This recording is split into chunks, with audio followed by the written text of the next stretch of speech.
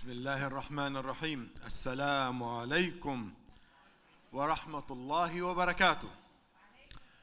How are you doing? This is not a second fundraising, don't worry. How are you doing? Woo! Alhamdulillah. I'm so deeply honored to be with you tonight to celebrate 30 years of CAIR's work and to celebrate the achievements and work of the second office after CAIR National in Washington, D.C., here in San Francisco Bay Area. Because of you, this organization has achieved so much for American Muslims in this area and in the whole of California. And I would like to congratulate Sister Zahra for her staunch leadership and her staff and the volunteers, the board of directors who give directions and support for this very important office, and for you who give and sustain this organization because you are telling CAIR here, don't worry, you fight for us and we support you.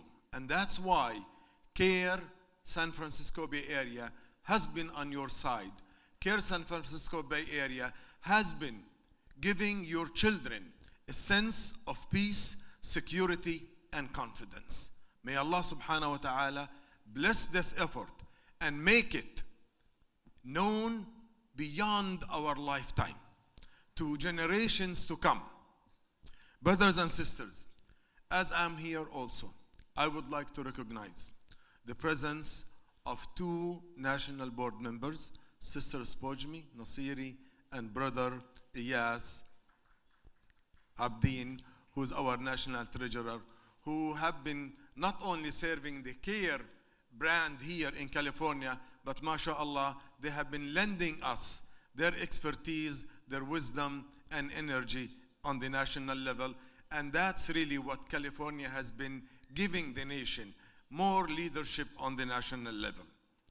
I also would like to recognize my dear brother, co-founder, Omar Ahmed, who spoke to me many, many years ago about the idea of starting this organization. And also brother Ibrahim Hooper.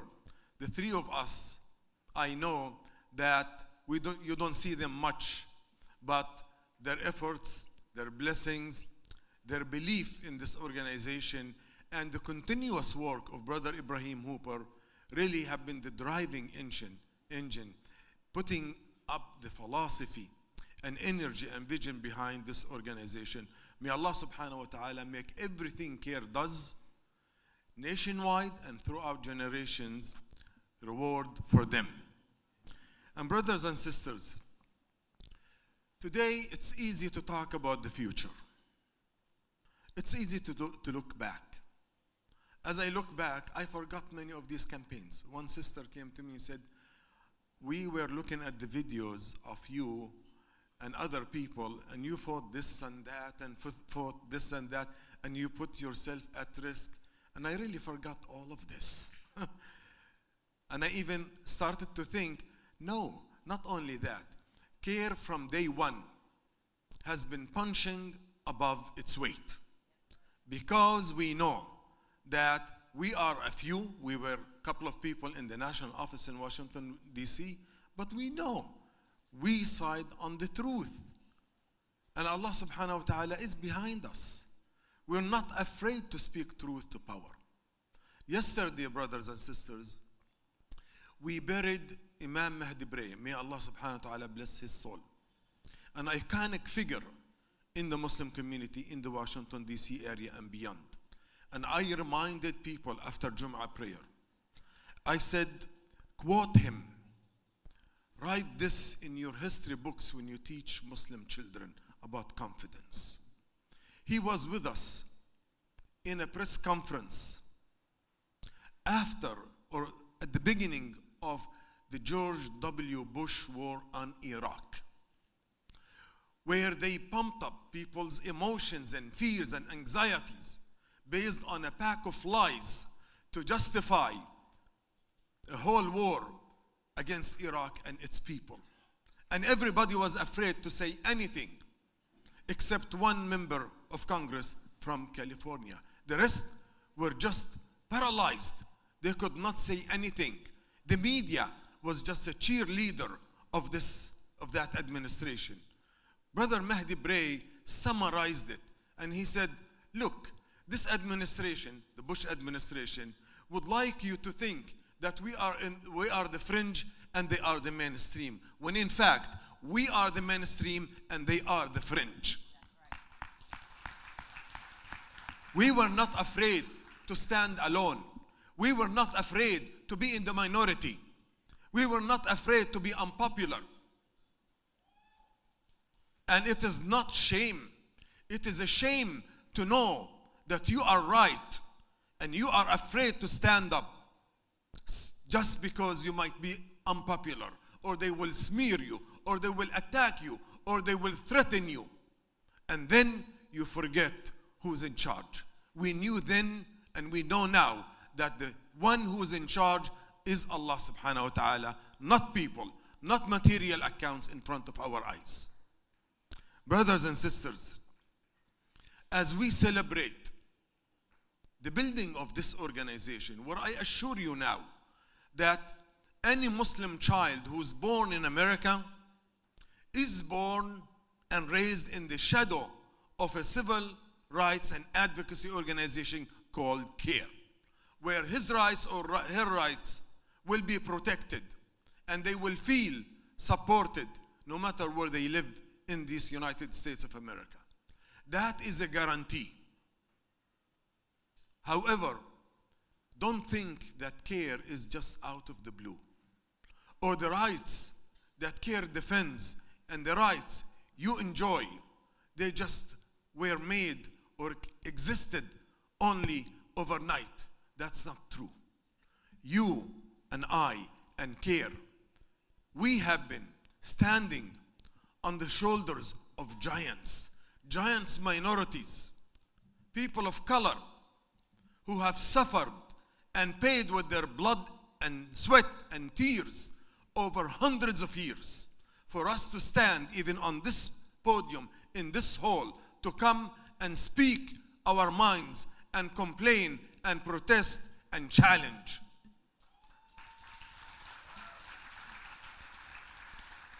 The indigenous people of this land that we commemorated their memory and recognized their rights are always to be kept in mind. The struggle of African Americans through hundreds of years, and especially the American Muslim community who preserved Islam for you and me. We are grateful for them, and they continue to suffer discrimination and segregation until today. We have to recognize this, and we have to be grateful to every African American and to every African American Muslim brothers and sisters in our communities. Brothers and sisters, I announce, as I have announced before, the philosophy that led CAIR to be where it is now is really drawn from the legacy of Malcolm X and Muhammad Ali and Warithuddin Muhammad. I dedicate and I tell you that CAIR is a sadaqa jariyah, a continuous charity for these leaders and this community, and we are continuing the struggle that started many generations ago. Brothers and sisters, we are not only fighting civil rights. We have been fighting hundreds of years old stereotypes, denigration, stigmatization, misrepresentations, or deliberate misrepresentations of what Islam is and what Muslims are. And that's why our first campaign was against true lies. A film was starred by Arnold Schwarzenegger fighting terrorists, while conflating terrorism with Islam in 1994. Who are we, two people in the office, to challenge a major Hollywood studio? We did, because we never thought that we are minority. We never thought that we are only two people. But we knew that we speak truth, and this truth will prevail. If it's not in 1994, it will take time, but it will succeed. It will prevail. Yes, we achieved a disclaimer, but that was the seed that we planted for more Muslim activism and protests around the country, to protest other movies like Executive Decision, The Sum of All Fears, to the point that Hollywood movies and Hollywood studios started to give CAIR in advancement a script to review and give approval. Brothers and sisters, we did not only challenge Nike. You want to give me a few more minutes? Okay. We did not challenge Nike. We challenged Dell Computers. We challenged so many Fortune 500 corporations. And we were planting the seeds of confidence that never think about your number. Think about the facts, the reality, the truth, and let it lead you, not the numbers, whether a few or many. Allah reminded the Prophet and the companions, never count the numbers. Let the truth guide you, not the numbers, not the power of people in front of you or behind you. And that's why you make history, and that's why you plant the seeds of courage and faith for one generation after another. Brothers and sisters, tonight, just the 2 more minutes, I really would like you to think about the future and allow me to be frank and open with you, if that's okay. Is it? Okay. Look, as we speak, bombs are raining in Gaza and in Lebanon. And before that, bombs rained in Iraq and Afghanistan, and again in Iraq, then Somalia, then Yemen, then everywhere, as if our government and Western governments are intent on destroying Muslim countries, one country after another, based on colonial interest and greed and Islamophobia, based on the fact that we American Muslims are helpless. Yes, we are heard, but being heard is not enough.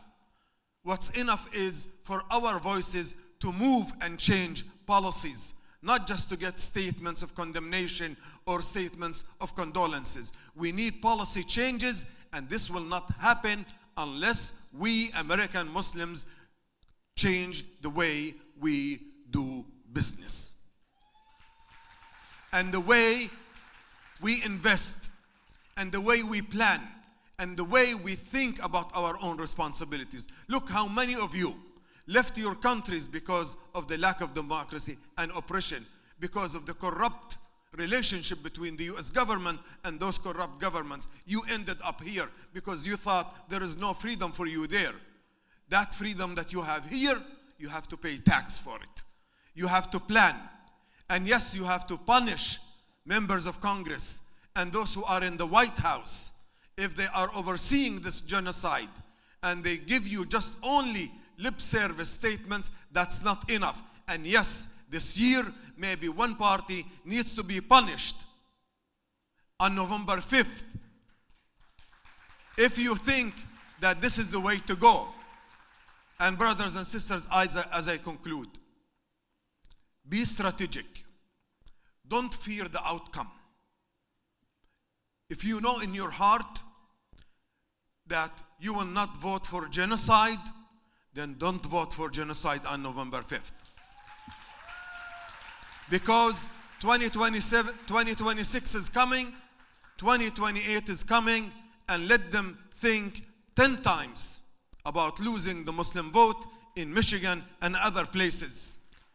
Let's not sacrifice our votes and our energy on the blood of the Palestinian people for just the fear of the alternative.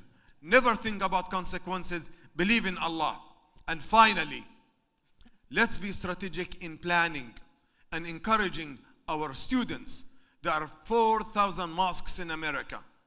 4,000 mosques, if they establish a scholarship fund, one scholarship for journalism, one for law, one for filmmaking, one for political science and history, 5 years from now, you will have 4,000 new lawyers, 4,000 new filmmakers, 4,000 new political scientists, 4,000 of students or teachers of history.